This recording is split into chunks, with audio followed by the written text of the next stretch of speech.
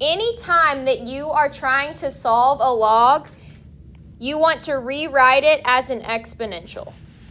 So rewrite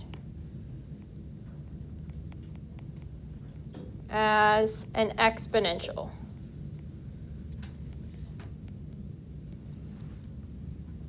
Because if we can rewrite it as an exponential, we've already done that last unit, right?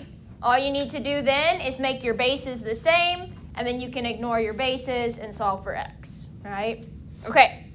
Also, something else we need to remember is once you come up with your solutions, guys, remember yesterday on the 8.2 and the day before when we did the notes, at the top of the notes, it said you had to have an actual positive real number that you were taking the log of, right? And that your base could not be negative, right? It couldn't be 1, couldn't be negative. So we need to remember that and check for extraneous solutions.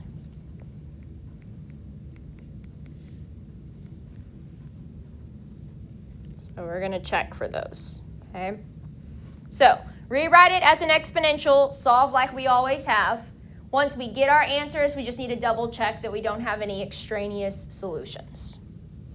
Okay, so keeping that in mind, number 1 says log base 3 of 4x minus 7 equals 2. So first thing I want to do here is rewrite. Okay, well, remember we've done this for a few days now. The way I rewrite is I take my base, right? And it's raised to this exponent over here on the other side of the equation. So I'm going to have 3 squared is equal to this side of the equation, which was 4x minus 7, right? Okay. Now, this actually isn't even anything that we're going to need to find common bases for, right? We don't have a whole bunch of different exponents. I can just simplify this and then solve for x like any normal equation. Because what is 3 squared? 9. So this is really just 9 equals 4x minus 7. So what would I do to solve for x? Add 7, okay. So 9 plus 7 would be 16. So 16 equals 4x. Then what do I do? Divide by 4. So then x is 4. All right, easy enough. Okay, now I'm going to double check and make sure that this is not extraneous. So the only place I had an x was right here.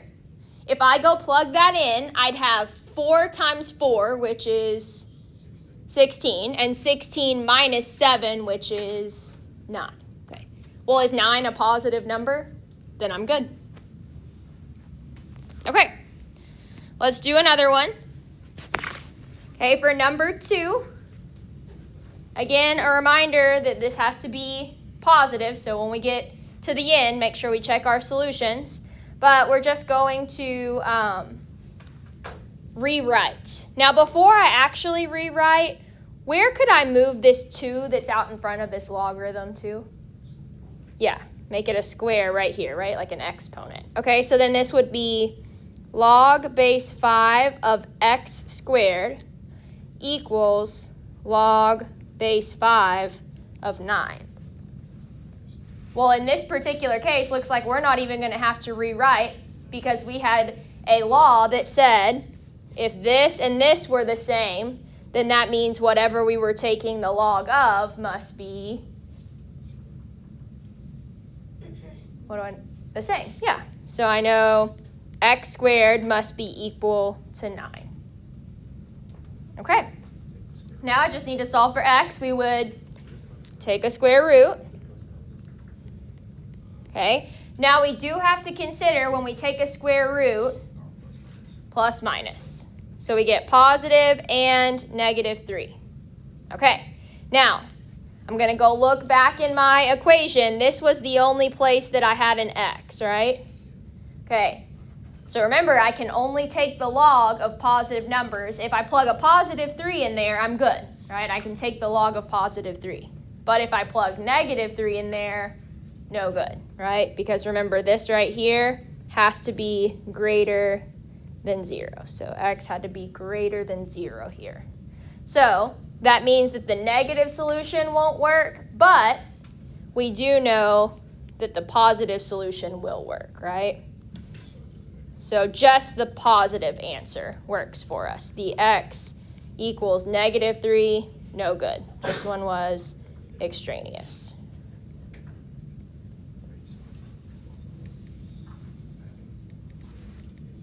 Okay. Okay, let's do another one.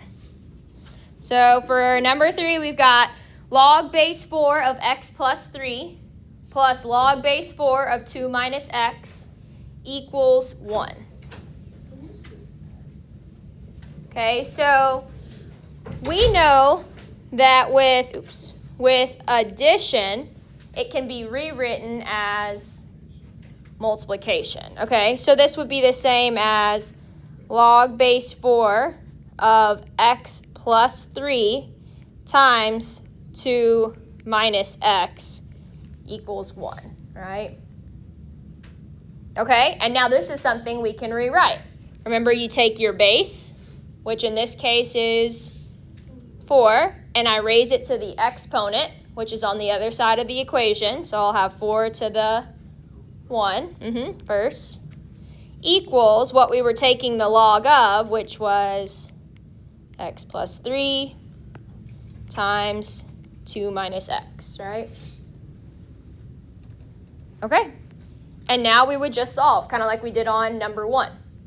Now, over here, when I multiply x plus 3 times 2 minus x, remember, we're FOILing it out, right? You got to multiply everything in that first parenthesis by everything in that second parenthesis. So x times 2 would give us 2x, and x times negative x, right? And then 3 times 2, and 3 times negative x, right? All equals 4 to the first, or just 4, right? Okay, so let's simplify that right side over there a little bit. So let's start with the biggest coefficient. That was our negative x squared. So I'm going to put that first. Okay, and then we had a positive 2x and a negative 3x. Well, those are like terms, so what do I get when I combine? Right? And then we've got plus 6. Okay. Now, this is not going to be something where, like on number 2, we can just take the square root of both sides, right? This is going to be something where we got to move it all to one side, and then maybe we can factor it, right? Okay, so I'm going to move it all over to the left side because that'll end up making this x squared positive, which would be good for us, right? So I'm going to add x squared, add x, and subtract 6. So now I'm going to have x squared plus x. And when I subtract 6, there was already a 4 over there. So 4 minus 6 was going to give us negative 2. All equals 0, right? Okay. Now this should be something that we can factor. So I'm going to make my 2 sets of parentheses here. Okay, and we know x times x gives us x squared. So what multiplies to give us negative 2 and adds to give us positive 1? 2 and 1. And what are the signs? Good. All right, so those are the factors. How do I find the solutions? Set them equal to 0. So when I do that, I'm going to end up with, very good. Okay, now we just got to double check and make sure that both of these solutions work. So I'm going to come back up here. If I plug negative 2 in right here, negative 2 plus 3 would give me, so that one's good, right, because it's positive, okay? And then if I were to plug in 1 plus 3, 4, we're good. Okay, I'm going to check over here as well. 2 minus negative 2. That'd be a positive as well, okay? And then 2 minus 1. Okay, so both of these solutions work, right? So we end up with two possible solutions. Could be this, or it could be this.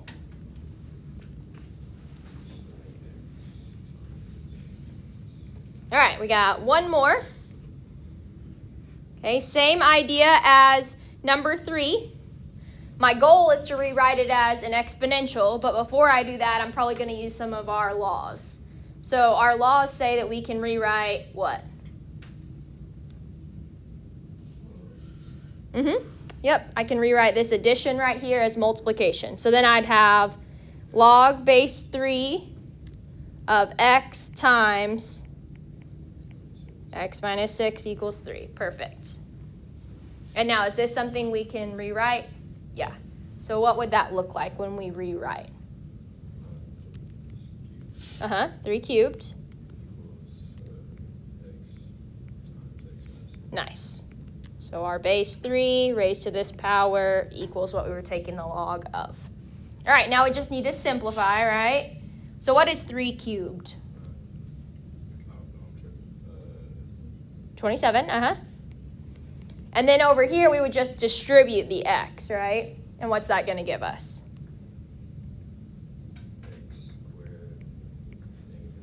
All right, and then this one's kind of like the one before. We want to move it all to one side, right? I'm probably going to move it to the right side this time since I'll only have to move the 27 and my lead coefficient will stay positive. So we'll have x squared minus 6x minus 27. All right. So we know we're going to have x and x since that gives us x squared. What multiplies to give us negative 27 adds to give us negative 6? So it's got to give us negative 6, so it would be negative 9 and positive 3. Okay? Now, these are the factors. I got to find the solutions. So what are my solutions going to end up being? Very good. And then we just got to go double check them, right? So I'm going to go back up here. So if I were to plug in 9 here, I'm all good. Can I plug negative 3 in there, though? Okay, and then check over here. 9 minus 6, that's good, right? But negative 3 minus 6, no good over there either, right? So here, the x minus 3 is extraneous,